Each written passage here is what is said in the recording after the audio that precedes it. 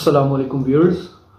आज हमारे साथ हमारे दोस्त, हमारे मित्र मोहम्मद बूटा साहब मौजूद हैं, जिन्होंने रिसेंटली एक इनिशिएटिव लिया है सोशल मीडिया पे, यूट्यूब पे। तो आज हम इनके इस चैनल को शुरू करने के मेन पर्पसेस और एम्स एंड ऑब्जेक्टिव्स और इनका तालीमी बैकग्राउंड और करंट जो इनकी मसरूफियात हैं उसके बारे में बात करेंगे। अस्सलाम वालेकुम बूटा साहब। वालेकुम सलाम। Thank you. बूटा साहब, आप बुनियादी तौर पे देहात से बिलोंग करते हैं। जी, पहले आप ये बताइए कि आपकी एजुकेशन क्या है? असल में बेसिकली मैं बिलोंग करता हूँ एक गांव से। तो इब्तदाई तालीम जो है वो मेरी गांव के स्कूल से स्टार्ट हुई। ठीक है। तो गांव के देहात में जिस तरह के स्कूल्स होते हैं आपको पता ही होगा, टाट स्कूल सिस्टम आपने सुना होगा, लेकिन जो टाट का कॉन्सेप्ट है ये भी हमें 5th क्लास में जाके मिला था। तो एक्चुअली उस बैकवर्ड एरिया से तल्लक था जहाँ पे हम डेली अपने घर से थैला या तोड़ा जिसको हम कहते हैं वो घर से लेके जाते थे। ओके। तो उसको हम साथ लेके, तो 5th क्लास में जाके हम जब टाट उठाया गया था तो हम अपने आप को थोड़ा अच्छा फील कर रहे थे कि हमें इज्जत दी गई है कि हम टाट पे बैठे हैं। तो ये आप मतलब खुले आसमान में बैठते थे? खुले आसमान पे रूम स्कूल में? उस वक्त रूम का कॉन्सेप्ट दरख्तों के नीचे नॉर्मली होता था। तो बारिश वगैरह में या हार्श वेदर में एक क्या कमरा था हमारे पूरे स्कूल के अंदर, ठीक है, जहाँ पे फर्नीचर वगैरह रखा होता था। ठीक है। तो जब इस तरह का कोई कंडीशन होती थी तो वैसे बच्चे जा रहे उसके अंदर चले जाते या फिर छुट्टी हो जाती थी। चले जी, इससे अंदाजा हो जाता है अब कुछ बेहतरी आई है। जी। तो उसके बाद फिर जो प्राइमरी के बाद हमने कुछ 5-6, sorry to cut you off Buta ji, ये बताइए कि अब तो मेरे ख्याल में देहात में ऐसे हालात नहीं है स्कूलों के, कुछ बेहतरी आई है? कुछ बेहतरी आई है, लेकिन अभी भी तकरीबन कोई ये नहीं आप कह सकते कि आइडियल सिचुएशन तो नहीं हम नहीं कह सकते, लेकिन अभी भी हालात कुछ इतने आइडियल नहीं है और अच्छे भी इतने नहीं है, बस नॉर्मल सा ही है। इस वक्त भी जो गाँव में गवर्नमेंट की जो है ना तो जो बिल्कुल भी नहीं है स्कूल्स की तरफ। चले हम अपने स्कोप से हट रहे हैं।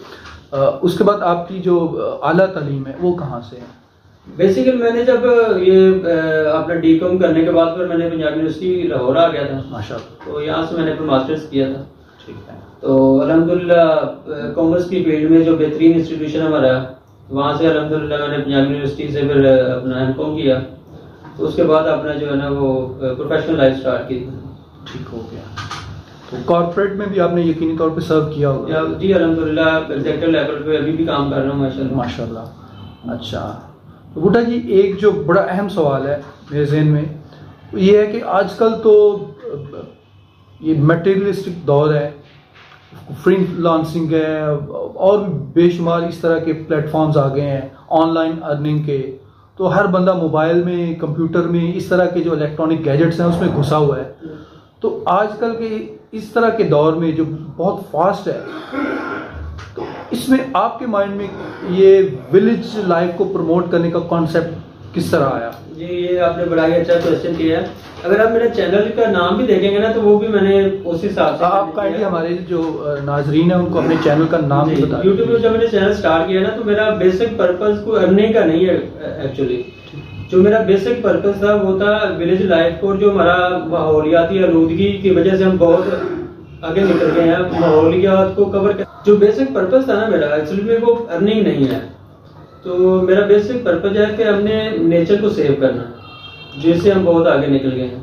साइंस की इर्तिका की वजह से हम बहुत आगे चले गए थे, लेकिन साइंस ने पीक पे ले जाके उसके बाद हमें फिर यही जो अब्यूजेस हैं साइंस की, आप ये कहना चाह रहे हैं कि उसमें माहौलियाती आलूदगी जो कार्बन है, कार्बन की रेशो है, कार्बन डाइऑक्साइड की, वो एस्केलेट किए जा रही है। तो उसमें ये हुआ है कि अब ऊपर हमें पीक पर ले जाने के बाद साइंस ने फिर हमें बताया है कि अगर आपने इस प्लेनेट को रहने के काबिल बनाना है तो हमें फिर अपने उसी नेचर की तरफ, जो ऑर्गेनिक एनवायरनमेंट है उसी की तरफ जाना होगा। ठीक तो बेसिकली मेरा मकसद ये था कि हम तरक्की तो करें लेकिन ये ना करें कि हम इस जमीन को रहने के काबिल ही ना छोड़ें। तो बेसिक मेरा पर्पस ये है कि हमने सेव करना है नेचर को, अपने माहौलियाती आलूदगी को खत्म करके हमने जो हमारा ऑर्गेनिक एनवायरनमेंट है ना बेसिकली उसको हमने प्रमोट करना। अच्छा बूटा साहब, आपने बड़ी अच्छी बात की है कि ग्रीन एनवायरनमेंट को प्रमोट करें हम, लेकिन पाकिस्तान का किताबों में तो हमने पढ़ा है कि 70% लोग देहात में रहते हैं और 30% शहरों में रहते हैं। तो मेरे ख्याल में ये गलत कॉन्सेप्ट है। 50% लोग शहरों में रहते हैं मेरे ख्याल में। अगर आप बड़े बड़े शहरों की काउंट करें तो ऑलमोस्ट इतनी पॉपुलेशन हो जाती है कि 50% ऑफ पाकिस्तानी पॉपुलेशन शहरों में वो they are developing in cities. Actually issue ये है कि जब अब मेरी बात जरा कंप्लीट होने दीजिए प्लीज। क्वेश्चन ये है कि देहात वालों को तो ये प्लेटफॉर्म इजीली अवेलेबल है, वो इसमें कंट्रीब्यूट कर सकते हैं। किसी के पास अगर मरलों में तो ज़मीन अवेलेबल एटलीस्ट होती है लोगों के पास, लेकिन जो शहर के लोग हैं वो किस तरह कंट्रीब्यूट करें इस इनिशिएटिव में? आप असल इशू ये है कि देहात की आबादी ज़्यादा ही थी, लेकिन जब फैसिलिटीज देहात में नहीं थी तो लोग ऐसा पढ़ लिख गए, तो पढ़ लिखने के बाद जो बंदा पढ़ लिख जाता है वो आगे शहर में शिफ्ट हो जाता है, जिसकी वजह से शहरों की पॉपुलेशन जो है ना वो बहुत ज़्यादा हो गई है। अब शहरों में भी मैनेज करना मुश्किल होता जा रहा है। अब इशू ये है, हम देहात में कह रहे हैं जी हम इस तरह का तो एनवायरनमेंट बन जाता है, तो सिटीज के अंदर कैसे हम इस एनवायरनमेंट को लेके आए। देखिए मेरा एक घर में जो है, अपने घर में मैंने क्यारी के अंदर समझने की जगह जो है मेरी, उसमें मैंने ऑलमोस्ट 30 के करीब जो है ना वो फ्रूट प्लांट्स जो है ना वो लगाए हुए हैं। ठीक है, उसका बेसिक इशू ये है कि इसमें हमारा जो एक हेल्दी एनवायरनमेंट वो तो मिलता ही मिलता है।